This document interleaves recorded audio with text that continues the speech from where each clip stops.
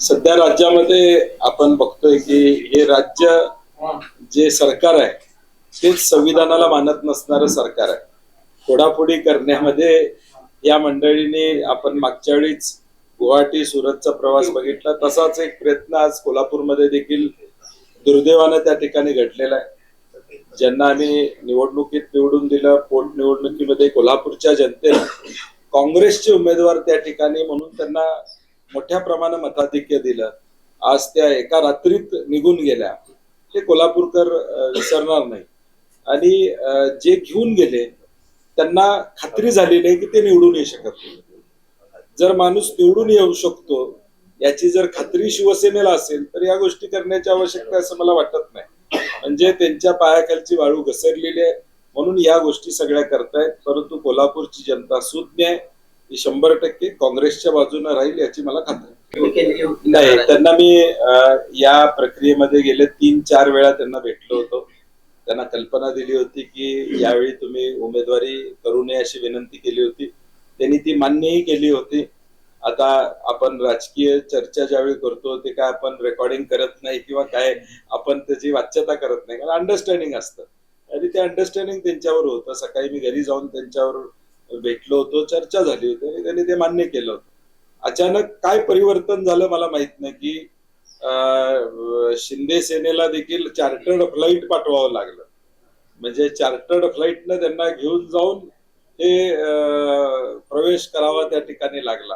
याचा अर्थ काहीतरी घडलेला आहे. आता घडलेलं कदाचित त्या स्वतःच सांगतील की काय घडलं, दबाव आला किंवा काय केलं, हे त्याचं उत्तर कोल्हापूरकरांना त्यांनी देणं अपेक्षित आहे. तशी काही चर्चा नाही आहे. मी चुकीचं त्यांच्याबद्दल काही सांगणार नाही, कारण की त्या सगळ्या मतदान प्रक्रियेमध्ये विधान परिषदच्या मी होतो. त्यामुळं त्यांनी प्रामाणिकपणे त्यावेळी काँग्रेसलाच मतदान केलं. ह्याच्यामधून कोण आहे असं नेमकं तुम्हाला वाटतं की ज्यांनी घेऊन गेले? आता विद्यमान जे उमेदवार आहेत, मी म्हणलं तसं त्यांना कळून चुकलेलं आहे. त्यांच्याबद्दल प्रचंड नाराजी आहे. या शहरामध्ये 100 कोटी रुपयाचे रस्ते आणले म्हणून गवगवा केला. अजून ते रस्ते 6-6 महिने पालकमंत्र्यांना स्टेटमेंट द्यावं लागलं की या रस्त्याची वर्क ऑर्डर का देत नाही.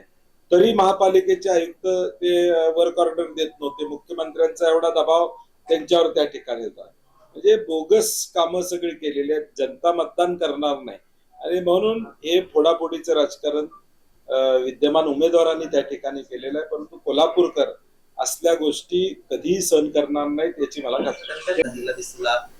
असं असताना मग अचानक काय झालं म्हणजे तुम्ही म्हणून माझं म्हणणं आहे की अगदीच काल रात्रीपर्यंत त्या चर्चेत होत्या. दबाव आणला का त्यांच्यावर, इतर व्यवसायातून काही दबावाचं त्यांच्यावर या ठिकाणी सरकारच्या माध्यमातून झालं का, अशी चर्चा आहे. आता सगळीकडे तशी चर्चा करतायत. तर त्यामुळं आता तो खुलासा होणं त्यांच्याकडून अभिप्रेत आहे की कुठला दबाव त्यांच्यावर आणला गेला किंवा कशा पद्धतीनं त्यांना या सगळ्यामध्ये घेऊन जाण्याची जी काय प्रक्रिया आहे, गुवाहाटी सुरत आता मुंबईला झाली, ते एवढाच फरक आहे. मंत्री महाराजांना उमेदवारी दिल्यामुळे नाराज होत्या? नाही, तशी काही चर्चा त्यांनी कधी मला सुद्धा सांगितली नाही किंवा काही नाही. त्यामुळे मला त्यांनी कुठं कॉन्टॅक्ट केला आणि या संदर्भातलं काही सांगितलं असं नाही. उलट श्रीमंत छत्रपती शाहू महाराजांचं त्यांचं बोलणंही झालं होतं. आज ते भेटणार देखील त्या ठिकाणी होते त्यांना. त्यामुळे मला वाटत नाही की तो अँगल काय ह्याला असेल असं. लाटकरांची माघार कधी आहे, त्यांच्याशी भेट झाली का, चर्चा झाली का, काय झालं त्यांचं? एक चर्चेचा राऊंड आम्ही केलेला आहे. आता दुसरा राऊंड चर्चेचा करण्याचा प्रयत्न आमचा चालू आहे आणि आम्हाला विश्वास आहे की या सगळ्या ध्रुवीकरणाच्या राजकारणात राष्ट्र सेवा दलाचा कार्यकर्ता आहे राजू लाटकर, तो दुसरा कुठलाही विचार करणार नाही याची मला स्वतःला खात्री आहे. नाही, तसं पक्ष सोडून जाणार पण चर्चा करत नाही. चर्चा करून आम्ही कसं सोडू त्याला. त्यामुळे तसं कोणी चर्चा नाही. अडचणीची पण त्यांची माझी चर्चा नाही किंवा त्यांचा माझा संवाद कुठलाही नाहीये. आम्हाला अपेक्षा होती की त्यांना जर काही बोलायचं असेल तर प्रथम बोलायचं होतं. आम्ही जीवाचं रान त्यांच्यासाठी केलं. चंद्रकांत जाधव हे पूर्व भाजपमधून होते, त्यांना आम्ही उमेदवारी दिली, निवडून आणलं. दुर्दैवानं पोटनिवडणूक लागली. त्या पोटनिवडणुकीमध्ये पण या कोल्हापुरातल्या किमान 5-10 हजार कार्यकर्त्यांनी आमची बहीण उभारली आहे, या भावनेतून जीवाचं रान केलं. आता त्या सगळ्यांना काय उत्तर ते देणार आहेत कारण तरी काहीतरी पाहिजे होतं की किमान माझ्याशी चर्चा करायला पाहिजे होती. कुणाशी राहिलं असतं चाललं असतं, किमान माझ्याशी. लाडक्या बहिणीनं दगा दिला असं म्हणता येईल. नाही आता ते काय झालं माहित नाही ना, दबाव आला त्यांच्यावर का काय झालं हे आता त्या खुलासा करतील त्यावेळी कळेल. पडझड झालेल्या काँग्रेसला पडझड झालेली नाही, काय काय काळजी करू नका. पडझड झालेल्या काँग्रेसला मुळात पडझड प्रश्नच नाही, मुळात पडझड पडझड झालेली नाही आहे, काही होणार नाही. काही हे असे धक्के काँग्रेसनं अनेक सण केलेले आहेत आणि फिनिक्स पक्षाप्रमाणे आम्ही उभारी घेतो. जनता काँग्रेसच्या बाजूने आहे. जे फसवून जातात त्यांना जनता उत्तर देते, त्यामुळे याचा परिणाम कुठेही लोकांच्यावर होणार नाही. आमची संघटना भक्कम आहे आणि शहरामधला रिझल्ट आपल्याला 100% दिसेल की काँग्रेसचा उमेदवार निवडून आलेला दिसेल. मागील 2 वर्षामध्ये जयश्री जाधवांनी असं काँग्रेसमध्ये कोणतं भरीव काम केलं ज्याची भुरळ समोरच्या व्यक्तीला नाही, मी माझ्या त्या काँग्रेस पक्षाच्या आमदार होत्या. मी त्यांचा अनुद्गार करणार नाही किंवा त्यांचा हे सन्मान जाईल असं काय बोलणार नाही, कारण की ते आमच्याबरोबर होत्या. त्यांनी चांगलं काम केलेलं आहे. आम्ही त्यांना ताकद दिली, निधी दिली, त्यामुळे त्यांच्याबद्दल चुकीचं बोलणार नाही. परंतु आत्ताचं कृत्य हे अगदीच चुकीचं आहे. जाधव कुटुंबियाला अशोभनीय असं आहे, कारण की जाधव कुटुंबीय हे कोल्हापुरातलं एक नामांकित कुटुंबीय आहे. म्हणजे डाव्या विचारसरणीचं शेका पक्षाचं हे कुटुंब पहिल्यापासून त्या ठिकाणी राहिलेलं आहे. एक विचाराची पकड असणारं कुटुंब आहे आणि त्यामध्ये हा निर्णय होणं हे थोडं कोल्हापूरकरांना पेटांमध्ये सुद्धा क्लेशदायी आहे. सगळ्या पेटा सुद्धा हळहळतात की बंटी पाटलाने एवढं केलं आणि त्यांनी असा निर्णय घेतला. याचं दुःख माझ्यापेक्षा जनतेला जास्त आहे. लाटकरे यांना उमेदवारी दिल्यानंतर लाटकरे यांना उमेदवारी दिल्यानंतर नगरसेवकांची नाराजी पाहायला मिळाली. मात्र उमेदवार बदलला. मधुरिमा राजेंना उमेदवारी दिल्यानंतर इच्छुकांची काँग्रेसमधील नाराजी दूर झाली. ती चर्चा ऑलरेडी झालेली आहे, सगळे आता कामाला लागलेलीच आहे. साहेब, मुंबई महापालिकेतील रवी राजा यांनी पण आज भाजपमध्ये प्रवेश केलाय. भाजप कुठेतरी निष्ठावंतांना आमिष दाखवते असं वाटतं. रवी राजा साहेब जुने ते पूर्वी सुद्धा उभारले होते आणि त्यांचा पराभव त्या ठिकाणी झाला होता. चांगला कार्यकर्ता आहे रवी राजा, आणि ज्यावेळी आमची चर्चा झाली त्यावेळी नवा चेहरा त्या मतदारसंघामध्ये द्यावा, रिपीट करायला नको, आणि म्हणून मुंबई काँग्रेसनं तिथं नवा चेहरा देण्याचा प्रयत्न केला. शेवटी आता प्रत्येकाला इच्छा असती 2दा 3दा, आता 2दा पराभव झाल्यानंतर तिसऱ्यांदा पक्ष सुद्धा विचार करतो की आता तिसऱ्या ट्रायल आपण दुसरी घेतली पाहिजे. असं अनेक ठिकाणी घडतं. भाजपमध्ये सुद्धा घडलेलं आहे, शिवसेनेमध्ये सुद्धा घडलेलं आहे. उमेदवारीचा निकष लावताना आपण तो व्यवस्थित लावतो आणि म्हणून ते नाराजीतून गेलेले आहेत.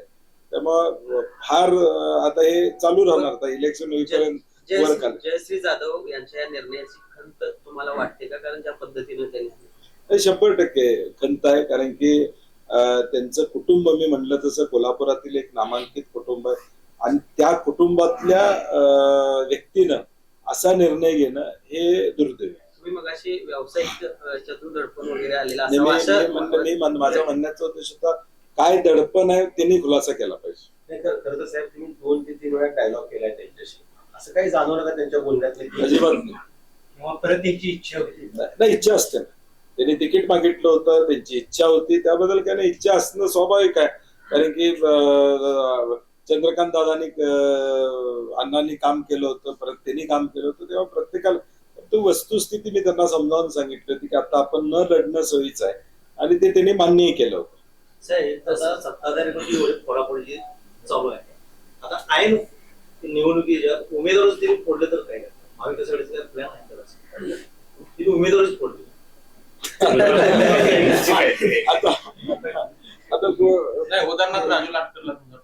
नाही, तसं आता जर चर्चा करण्यात पॉईंट ना, म्हणजे उद्या काय होणार आहे, उद्या काय नाही होणार आहे, उद्या राजेश क्षीरसागरनीच माघार घेतली तर आता असं होऊ शकतं ना. तुम्ही ज्यावेळी फोडाफोडीचं करता ते राजेश क्षीरसागरनीच माघार घेतली आणि माझ्याकडे आले तर म्हणजे हा प्रश्न चुकीचा आहे असं माझं म्हणण्याचा उद्देश. प्रश्न जसं त्यांनी तुमच्यातला माणूस फोडला तसं तुम्ही त्यांच्याकडे काय फोडायचं सुरू आहे का? कोण वाटेत आहे का? आम्ही फोडण्याची आवश्यकता नाही, त्यांची नाराजी आहे. आम्ही कुणालाही फोडणार नाही. तिथं बसून ते करेक्ट कार्यक्रम करतील, एवढी व्यवस्था मात्र मी करणार. निवडणुकीची प्रक्रिया सुरू झालेली असताना देखील अशा पद्धतीनं फोडाफोडी करावी लागते काय?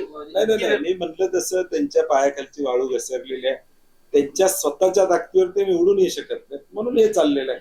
जर स्वतःची ताकद असेल, कामं केली असतील, शिंदे सेनेची ताकद प्रचंड असेल या शहरामध्ये, तर त्यांनी फोडायची गरज नाही, पण स्वतःच्या ताकदीवर लढवायला पाहिजे. त्यांच्या मुलग्याला देखील काँग्रेसचं एक राज्य पातळीवरचं पद दिलं गेलं होतं. काय त्यांनी राजीनामा दिलाय की काय आता काही विषय संपला ना, प्रवेश केल्यावर त्या पदाचा काय विषय नाही. आता आता सगळ्या राज्याचं उत्तरमध्ये लक्ष लागले. तुमची तयारी कशी नाही?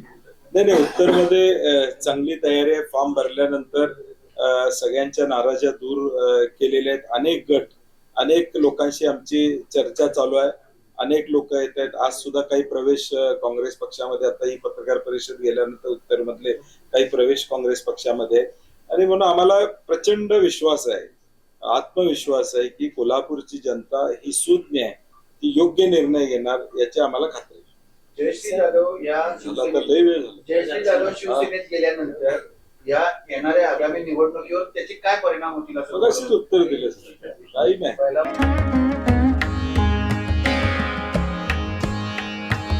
सणासुदीचा आनंद द्विगुणित करा वारणा उत्पादनांसोबत.